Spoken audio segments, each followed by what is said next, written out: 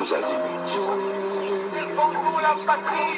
Peuple congolais, il est temps de nous lever, de nous serrer les coudes et d'agir pour défendre notre patrie, notre intégrité territoriale et l'intangibilité de nos frontières. La République démocratique Batela Ekolo, Bendele Koyate.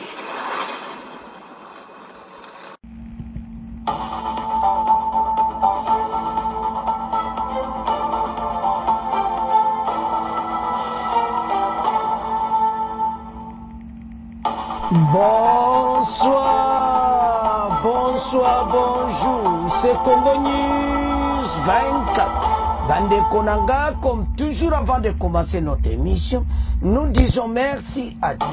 Nous disons merci à nos chers abonnés et téléspectateurs qui nous suivent partout dans le monde et en RDC. Bande Konanga, soyez les bienvenus. À la une, chers téléspectateurs, message de Macron sur l'Est, un autre facilitateur et Union africaine. Bandeko, Macron aligné Yépé, Akoma, un autre facilitateur. Makamboza minene, Peboko Yoka, Oya Lubi, Sirfor, Nyasigwe, Makamboza Kosakanate. Alors, côté Tozana Qatar, côté Macron, aïe, match Zamobou. Deuxième point chez téléspectateurs. Tokobanava Fardese, Koyebsa Kagame, et rêve Naya Walikale, Abosanango Pona Libela, et qu'on s'est réalisé jamais. Et puis, Maxime, VPN belge, Alobi, Akoya, na Grand Lac, Marokoma na Rwanda, tout simplement, Bangomo Rwanda Bayebi, alors Bangona Rwanda, relations diplomatiques et alishuti. Beaucoup yoka ndenga koya na Grand Lac. La Belgique a décidé na makambo tout na ndenge mbabasolezo betama. Tous à la connecter. Chers téléspectateurs, émission na bise bandi et committant tout cela ensemble ma solo yamboka. Bande ko toko bande mission na biso. Avec Macron, alobi yépe facilitateur. Ah, et c'est pas Congolais bakolinga. Yépe a lobby que yako sala grand boulot était vraiment entre Rwanda et RDC. Masolé ça la très bien et puis va respecter l'intégrité territoriale à RDC. Mais quand vous suivez Macron, au sentir quelque chose net, un changement de cœur. Pourquoi? Parce que ce que Zanaba président ou yupena basalibiso, même question journaliste en Otunaï, Bogolanda ou peut-être Bolanda qui, allait qui na France 24, batuna qui ba question wana. A lobby, bango, depuis longtemps, bazana situation moko, kutu, le contraire de batwa oloba, na France, à partir du génocide des Aïpé Amoubou. Mais après, wana biso stoyebike, boyaki okoma mutu moko. Lelo ato lobby yango, mais lelo bokoma ensemble avec Kagame. Tous à la claire. France a taillé na ebité. N'émission n'ébité so Congolais vraiment tant Macron koloba. Ako croire oyo Macron zoloba. Macron s'était attaché à Kagame parce que Kagame m'avait intérêt na bango na Mozambique. Oyo ezako sunga bango, oyo makambo yo sama na Mozambique, Rwanda aza en tête, aza ko protéger total. Et puis Union européenne a opéré bon et tout cela. Et maintenant qu'est-ce qui se passe maintenant? Pourquoi Macron a commis qu'on l'axaki aza souci ma Rwanda? Mais c'est parce que Union européenne va soutenir. C'est la fin. Je vous assure, tous ceux qui ne veulent la fin à régime à Kagame. Il faut faire attention. Azo komana suka parce que tant au Hollanda, on comprend que presque tout l'Occident va pécher Kagame Mukongo. Il y a d'autres qui peuvent me croire, il y a d'autres qui ne croient pas, mais au temps on comprend que Makawanga comme bon. Même la Belgique, Oyo. France au Canada. Belgique, baza relation diplomatique et c'est Katanaki. Belgique a zolobele pela mabe. Dernièrement même ambassadeur moi qui na Nord Kivu na Beni. Alobaki mabe pona Kagame. Alobi o yazo sala na RDC jamais bakoko accepter yango. Intégrité territoriale la RDC ça bafoué par les Rwandais. Alors, ce qu'autant de message on les a kobima. Ça montre comment l'Occident va changer contre ces mesures. Et sa fin est proche. Je vous assure. Sur Hollande, même Bango Nyonso, même les États-Unis, dernièrement, Boulos, ou a envoyé spécial, il y a Trump, ou il y a qui na RDC. Ça les conférences de presse, après qu'il y a Bambo Cannabis. Et l'on est à Salé. Bengana Kagame na RDC qui a quitté le territoire congolais sans condition immédiatement. N'a pas antenne. Donc, ils ont l'accès position moko très différent na Oezaki Liboso. C'est pour cela que Kagame a kolinga jamais présent Félix. Images ils ont changé. Makambo ebele ils ont changé. Parce que Kagame azaki l'intouchable. Mais les lois Mawatou. Donc, Baza qu'on peut se sous confiance. Kakama comme dans une situation, on a yémo qui ou aller. Mais on luka qui m'a cambout. On luka qui a copié et décès, soi-disant. Mon indégo s'est rattrapé, quoi il Congolais, je vous assure que toujours vivre tant moko yamala mouti. Ils ont 5 Congolais, nous tous à l'ensemble pour ces pays. Les ennemis de la paix sont partout. Et maintenant, Macron a lobby qui est à Alinga comme un facilitateur. À quoi expliquer? Par ces questions batounies, on est à trop côté à Rwanda. Il y a lui qui c'est le contraire. Mais pourquoi un changement de cœur de la part à Macron? Pourquoi Aboyi Makambouya 2 poids 2 mesures? Pourquoi comment nous bandege Belgique à Zakoloba? Bandeko Belgique à zo sasa. Tout ça y en a pas souka. Beaucoup yo kaba Belge. Neba aloba na Kagame. Et ça somme. Alors, maintenant surtout au tala. Comment l'Occident va lâcher messieurs? Le Macron qu'on peut se battre discours moqué pas par Congolais. Ce qu'on l'a dit, on le met ces messieurs. C'est France ou bien c'est Macron ti. Tolanda, total.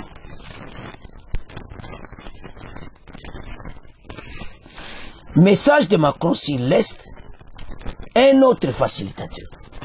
Il y a un gars comme un facilitateur et puis à l'objet sur l'Union africaine. Conflit dans l'Est de la RDC, Emmanuel Macron veut voir la France en facilitateur pour la paix. Hey!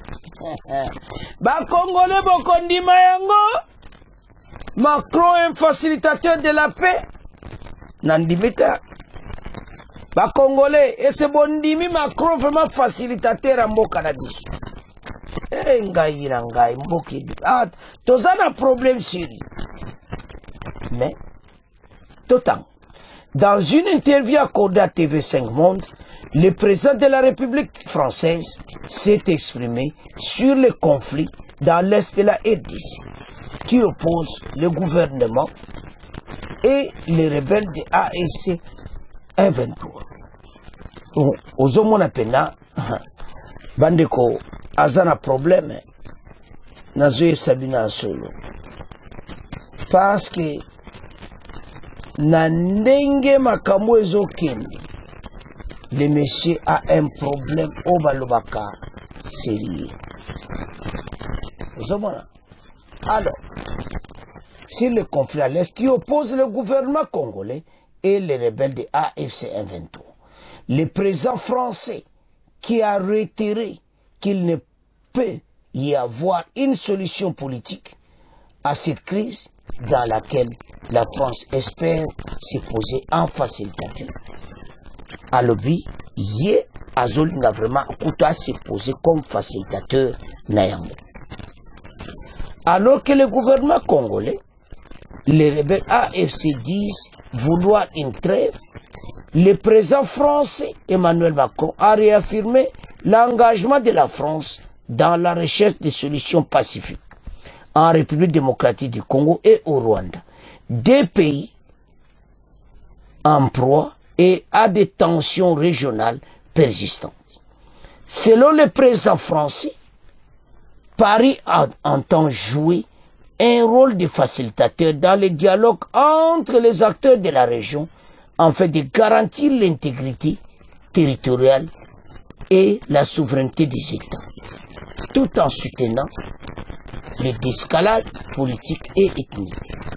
Ce que nous voulons faire, c'est que des discussions avec la RDC et le Rwanda, en toute sous la région, trouver un chemin pour l'intégrité territoriale et souveraineté, le respect des intérêts de chacun et le d'escalade politique et ethnique en face, déclaré Emmanuel Macron.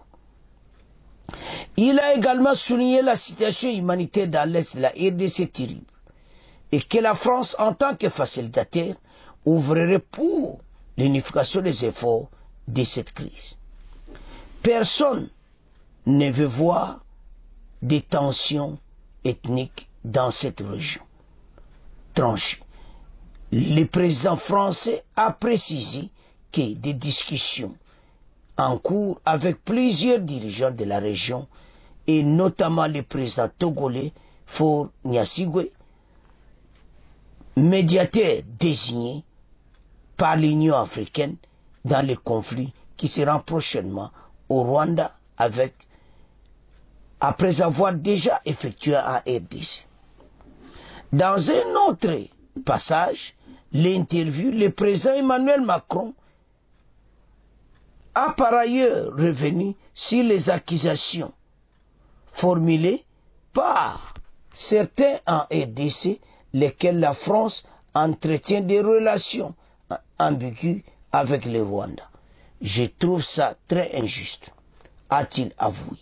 Pendant des décennies, il était difficile à surmonter parce que les Babasaki dans le génocide et tout ça, et ça qui peut mal. Mais je me félicite. Bon, tant azolo makambo oyo, parce que les messieurs ont vraiment un problème moko sérieux.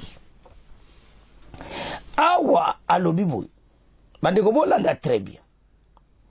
Alobi, mais je me félicite du travail patient que nous avons fait ces dernières années pour restaurer des relations saines et lucides sur notre mémoire commune avec le Rwanda. En référence au rôle de la France dans le génocide du Rwanda, qui a longtemps terni des relations. Alobi, bamazolo ba ketoza bien na bango, biso zaki na ba difficulté na bango. Toza malamu te na bango. Pona ba relation ezalaki te mabe, mais le loyo ebani ko se améliorer. Donc moto alobi bongo pona Macron, alobi eza bongo te. Bazana relation bien te parce que ça ne va pas toujours.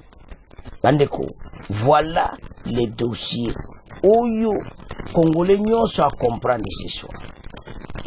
Nasuka, le président réaffirme son engagement à respecter la souveraineté des nations africaines, notamment la RDC, et a rejeté toute idée de double standard dans les relations internationales. Je suis pour la souveraineté, l'intégrité territoriale partout. Il ne doit pas y avoir. Donc, tant Macron comme le baboye, n'a eu comme on a vu, t'as comme un problème. Alors, il met le problème à l'Ukraine. Alors, on ne peut pas dire, quand il s'agit de l'Ukraine, on a un problème avec les frontières internationales. Et quand il s'agit de la RDC, il faisait la même chose. Aboy Makamba double standard. Aboy Makamba 2 poids 2 mesures. Macron a changé totalement. Alors, Tolanda Macron, bon, auto avance. Il y a un dernier foyer de tension qui touche beaucoup le continent, c'est l'Est de la RDC. Kinshasa accuse ouvertement le Rwanda de soutenir les groupes armés. Certains observateurs accusent la France d'avoir eu un positionnement trop ambigu à l'égard du Rwanda. Que leur répondez-vous, Monsieur le Président? Je trouve ça très injuste. D'abord, est-ce que la France, pendant des décennies, a une relation qui était paralysée avec le Rwanda. Après le génocide, et parce qu'il y avait un passé qui ne voulait pas passer. Donc moi, je me félicite ces dernières années par un travail reposant sur la science, le rapport du clerc, un travail patient d'engagement, d'avoir restauré des relations saines, lucides sur le passé des dernières années et notre mémoire commune avec le Rwanda. Ça, c'est une bonne chose. Ensuite, il y a la situation qui se passe, d'ailleurs, les deux sujets sont liés, qui depuis le milieu des années 90 est très dégradée à l'est de la RDC. Et moi, je vais être très simple. Je suis pour la souveraineté et l'intégrité territoriale partout. Il ne doit pas y avoir de double standard. Et on ne peut pas dire, quand il s'agit de l'Ukraine, on a un problème avec les frontières internationales, et quand il s'agirait de la RDC, on accepte que les étrangers, les voisins, viennent mettre la main sur des ressources. Non.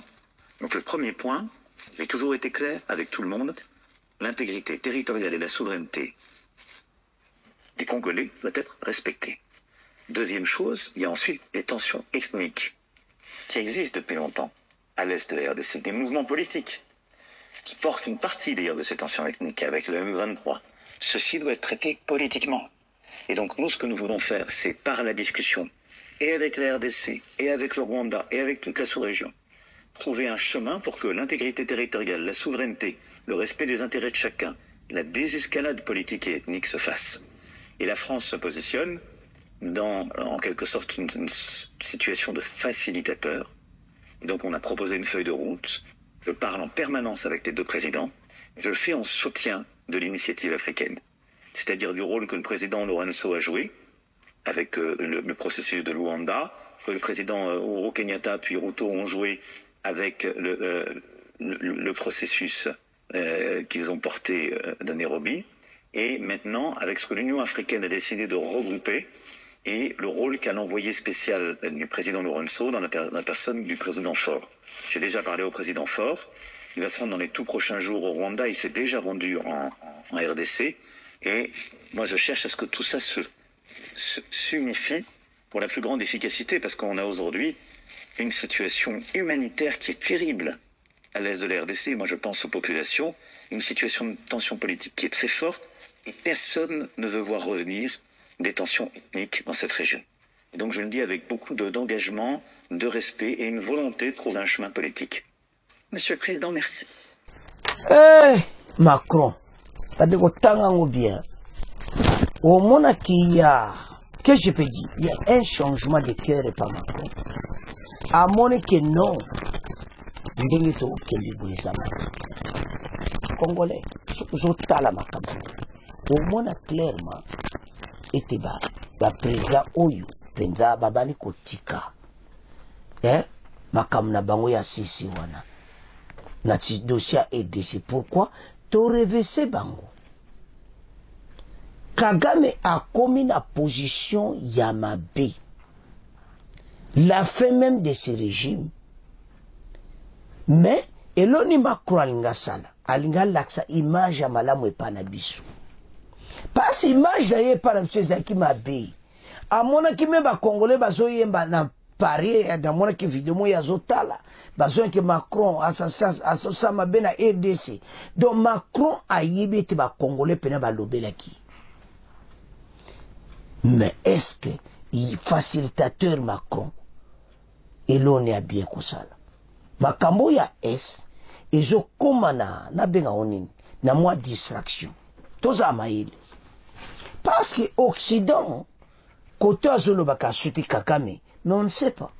Mais ce qui est vrai, Kagame a commis la fin parce que a comme le banabango makama beke aller au diable, aller aux enfers et tout ça, et go to hell, all of that. Mais makaso tali les messieurs affaibli Kagame.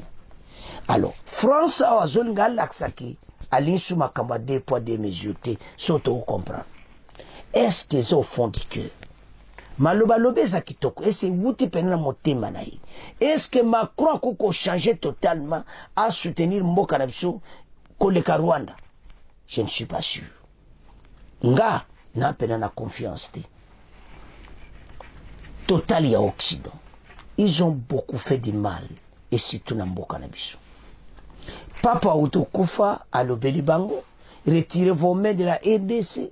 Occident maintenant Bazoluka makarasuna Rwanda basa netike batiki Rwanda. Est-ce que ça vérité? Est-ce que ça kakapo makamango révessé? Parce que ba révessé la de amabi. Tala ba président Félix ba mimi diplomatie moko offensive. Yanga na yebisa bandeko bele ba congolais, ce qui présent Félix était mboko esi kenda.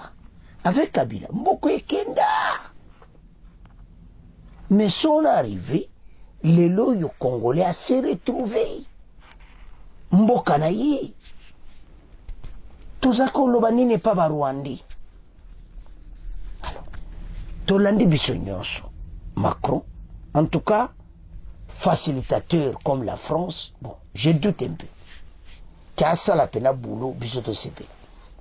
Et puis, les Congolais, bele baza pour que ma France à cause de la facilitateur, n'a ma kaona bisoté. Et puis, ce qui est, tozana doa. Baso salam. Yé Macron alinga sala suko na Rwanda. Fachina Kagame, bazonga na bien, et tout ça. Bisoto ozonga bien na tata wana. Na yebite to relaxate, mais toza sou bien na bangote. Ils ont détruit la RDC. Baza bato bakotika jamais mboka na biso. Toza la bien na bangonde ni na Kagame. Bon, Macron alobi akosala nyonso RDC na Rwanda bakoma malamu. Wana totika mona bino. Ce qui facilitateur France a okoka. Toke na deuxième point, eza oyo ya Walikale. Babitumba dernier mezaki wazalendo aotika bato ampe na tanti. Parce que au moins trêve et salami. Faut d'essayer couper sa message. Parce que ba sage. Ko yesa Kagame ko komekano ni suko ya kutu pembe na Walikale ti. Bandeko aéroport bakamunyoso bazobongsango très bien. Ils se sont retirés. Nde bazamba comme une situation difficile to kotanga. Ayebisi bango ke rêve Walikale bobo sana.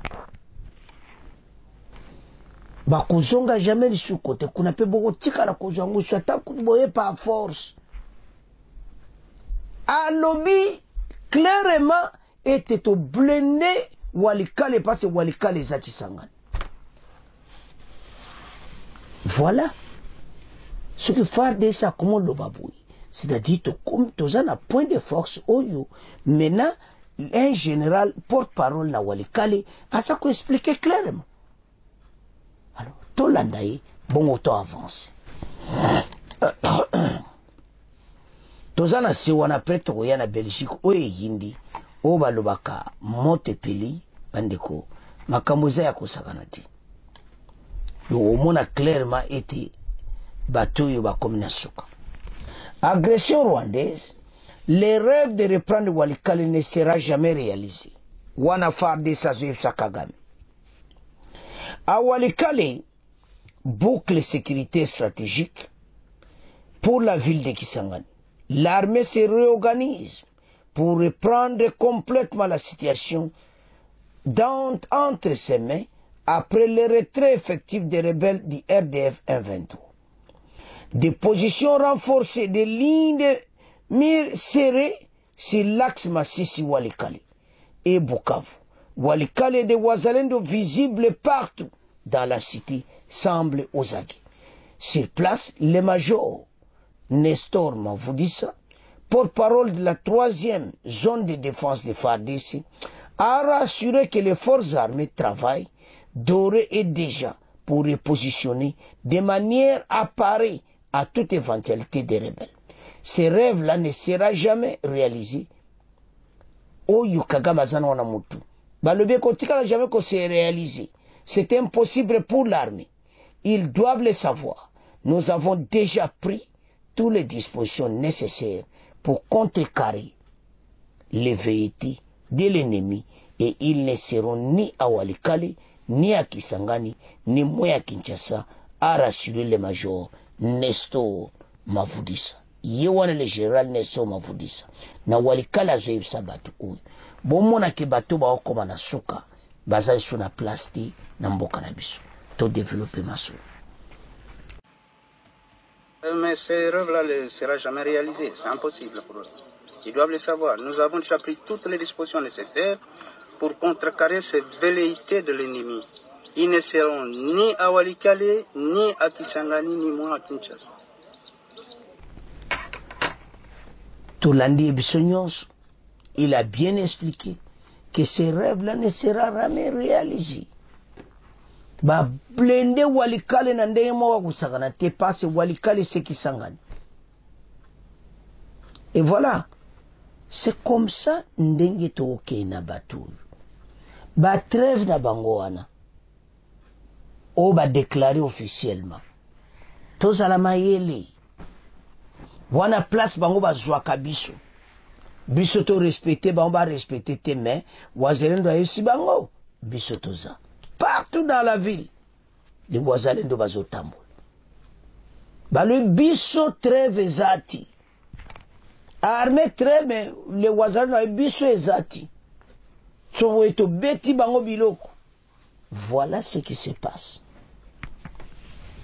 Yango toyebisa bana mboka était l'armée à sa position ferme parce que ba yebi l'air ba zwaka biso kama kamonde ba proclamer ki yango lobby lelo yo kaka guerre quelque part guerre to baza batute Kagame akoyiba te soki bitumbe zati Kagame mwa benda ba plan zati soki bitumbe zati tozala mayele lisimoka kofungama lisimo tozala clair na makambo epa batoyo mais na sepeli général pena yebisi bango clair que rêve na bango Walikale babosa na yango et de toute façon bakotia makolo kuna te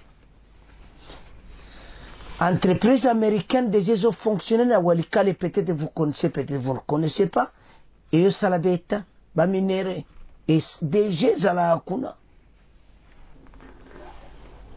bazongi après l'ère RDF 123 ba quitté bango bazongi société zongi en ordre et puis nde ba ko chama ko kuna te ils savent très bien alors et l'onito faire de ça ekoloba awo et ça parce que biso ba congolais to yebi so kama kama trevo salami koto bato ba ni kopusana le wazalendo bo fungola misu bozala distraite makambo ya ba trevo yo basinyaka oyo yo kako ba comme na village boy et ce qui est vrai ba uto bundaka c'était hier à Kibati et aux alentours mais alors que ba sale très bandimi ce sont des aventuriers ce sont des terroristes prétendant cesser le feu et koto yo baza kolinga ba avaye ba mboka na biso ba yiba ka ba minere Congolais salamaïl. Masisi wana wazalendo bazama ye na bango. Donc la situation to vivre à l'est et la situation moko claire Congolais nyo sa comprendre et te makama trevo so salami armée faya asala boui ndenga lobeli bango ki rêve na mneko salamati parce que c'est le moment bango bayak. Alors to motika mona bino Tokomo ke na poasuka. Pona biso, la Belgique na Kagame bazoyo kana te ouvertement. Boyebi ke y a rupture la relation diplomatique entre la Belgique et le Rwanda. Et puis biso pe RDC na bango toza na relation diplomatique le sud. Alors, VPN belge, ministre affaires étrangères, azo sala tournée azo ya na EDC pe azo kene na Uganda na Burundi mais alobi ka kokende jamais na Rwanda abi position ba Belge etikali clair to ko changer position na biso te contre Kagame il a violé l'intégrité territoriale à EDC to koza la position wana et puis to kokende kuna te pa to zapena ba relation souti to ke na Uganda Burundi et puis to ke na EDC match Zamouboulou, total. L'on sait un peu plus sur tournée, il y a VPN belge, Maxime, ministre des Affaires étrangères et des Affaires européennes et coopération au développement. Maxime prévaut dans la région une tournée oyo ekomema ye na bapays voisins na RDC mais aokende Rwanda te. Au lendemain de la signature des communiqués conjoints entre les délégués du gouvernement congolais et la rébellion du M23 AFC soutenue par le Rwanda pour la probabilité d'une trêve, les chefs de la diplomatie belge se rendent en Afrique centrale du 25 au 29 avril, à Okoma Lobby, na RDC, pour poursuivre les efforts diplomatiques de la Belgique afin de contribuer à une solution durable au conflit dans l'Est de la République démocratique du Congo. Les diplomates belges ont salué l'accord facilité par les 14 entre la République démocratique du Congo AFC M23 pour œuvrer à la conclusion d'une trêve devant permettre l'instauration d'un cessez-le-feu. La Belgique encourage les parties au conflit à respecter les engagements à dialoguer et à faire taire les armes, dit le communiqué du ministère des Affaires étrangères ce jeudi 24 avril. Maxime Privot va rendre successivement en Ouganda, au Burundi et en République démocratique du Congo. Après la rupture diplomatique décidée par le Rwanda, une visite à Kigali n'est plus possible à ce stade, indique le communiqué. La mission, selon les affaires étrangères de la Belgique, vise notamment à soutenir les efforts de médiation en cours et les initiatives de dialogue sur le plan national et régional, à expliquer directement aux intellectuels les prises de position et l'action de la Belgique dans les enceintes internationales. Consolider les relations entre la Belgique et les trois pays et être à l'écoute des perspectives des autorités locales, membres de la société civile et la population. Durant ces rencontres, le ministre Prévost rappellera aussi que le positionnement belge vis-à-vis du conflit à l'Est de la RDC restera ancré dans le respect du droit international, des droits humains et de l'état de droit. Ezaya kuinda, esi indi. Bandeko Kagame nde bozomona loboko na litama. Don mayele sili Kagame. Rwanda na bino busibusila nini. Ba Belge na ba Rwandais oyo kana Kagame rupture diplomatique et c'est salama a okende kunate. Et puis à saluer Oye Salamaki Lobby, et puis à Zokoma le 25, c'est vendredi, Bandeko, à Kinshasa. Et puis à Kosala tourner après Kinshasa, à Kena Kampala, Ouganda, et au Burundi. Mais en tout cas, la jamais Koma et pas Kagame. Alors, tant que talaboueza avancement, Yama solo makamboyo, ba Belge bazo kote la biso, bazo laksa Kagame directement keto sito tikiyo. Kagame lâché. Kagame azana souci moko total et silinayo. Bye bye Kagame. VPN belge azo yana Kinshasa. Azo commencé vendredi dans le lobby. Donc, c'est vendredi 25 avril. Après Kinshasa à Okende. Ouganda à Okende Burundi. À Tamala 3 pays, on a été au Kenya Rwanda. Bisona Bangona Rwanda. Bandeko Kagame pour le moment dormi. Kagame pour le moment a une situation tant que Bango va commencer à les bouillir. C'est fini. VPN belge a lobby clairement à Zoya intégrité territoriale RDC ça améliorer entente quota bien et puis ba parti au bazo kende kuna na ba s'engager. Alors yango soto tala comment ces pays zo kende. Bandeko, je vous assure, hein, notre pays toujours récupérer mboka oyo. Ce qui met ba Belge va qu'on appuyer biso bolandi ba Macron moto nyonso a changé. Ce que c'est hypocrisie et taliban ba surtout France, ce qui hypocrisie et taliban. Mais Belgique pena comme le bango clairement. En tout cas, faut te féliciter ba Belge. L'air moko. Malgré ba za tu ba intérêt na bango, mais total nan Belgique position à J, bana makambo e bandi. Belgique a zapé pour la RDC. Azo condamné Kagame ouvertement et à haute voix. Combien de vidéos Maxime a salité? Alors, azo yana RDC, makambo za minene. Ya oto esa ba Congolais, que tous à l'attentive. Na o union sommet ba Belge bazoloba. parce que baza bato bazalaki na Kagame. Lelo batiki Kagame. Ya otolo baki le président rwandais atikala kokota na mutu lokola président Félix T. Azo regretté. Amboni penaki wa commissaire na suka. Les ennemis de la paix bazana bango partout. Kagame azana batu na ye partout, même la EDC. Mais batongo ba komi na suka. Fatia zoya na ba système ebele ya kesu ki sabato pona libela.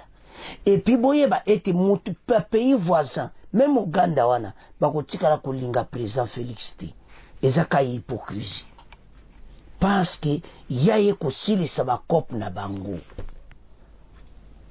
Même ye Belgique ndenga zoya zo keneti na Uganda. Maxime Privonde a na Uganda na Burundi. Mais Burundi pe bango pesa ko benda ba plante. Bango tuana. To ebi na biso. Burundi azana richesse ni. Mais bazo jomwa pema. Bazo benda ba plan na nord na sud Kivu. Muta bendaka. Mais ndenge to sala makambo na ba américain. Ndenge to kanga kote wana nyonso. Bato bazana problème sérieux. Même Uganda. Alors bien makamba gaya bo somba bo tika koyiba. Parce groupe armé moko teza suna SAEDC. Ba américain basi bazad pena na position directe. C'est ça Kagame se sentir même belge et VPN belge a moni position ba américain pas Kagame.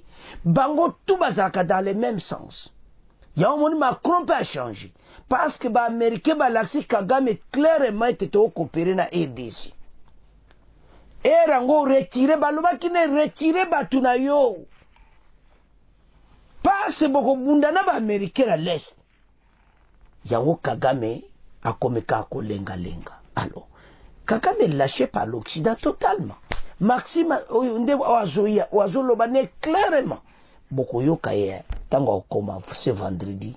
Bo yoka interview na Landa o yoka ndenga koloba. Même après ma sona fatile la koya boko yoka tala yepene pas Kagame zo lobele directement. On se mona. Alors, maintenant le président rwandais a commis une situation difficile. Position a commis nango na yebite soki akwake nango jusqu'où parce que maintenant il est aza dormir azo ebeloko kosalati. Alors banamboka VPN belge na RDC Uganda pe Burundi mais pas au Rwanda. Ezaya koinda esi yindi c'est à ce point comment clôturer mission à mission. Bon continuez qu'on s'abonne massivement. Au revoir. À la prochaine.